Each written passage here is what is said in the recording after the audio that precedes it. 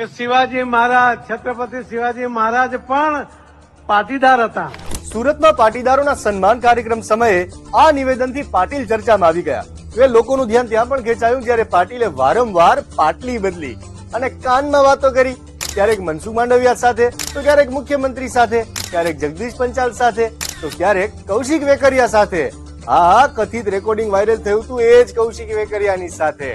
પાટીલ પ્રમુખ હતા ત્યારે ભલભલા પાટલી બદલીને ભાજપમાં આવી ગયેલા અને હવે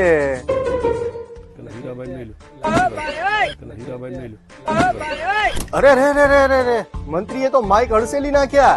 કારણ કહું, સાંભળો. પત્રકારોએ કુંવરજીભાઈને કોળી યુવાનને મારવા મુદ્દે સવાલ પૂછી લીધો, એ પણ હીરાભાઈની જ હાજરીમાં. તો નેતા અનકમ્ફર્ટેબલ થઈ જ જાય ને. જોકે પીઢ રાજકારણી ખરા એટલે શાલીનતાથી શબ્દો માપી તોલીને જવાબ પણ આપ્યો. જે સામે એમાં સંકળાયેલા છે તમામ ઉપર પગલાં લેવાશે. અરે પશુ દવાખાનું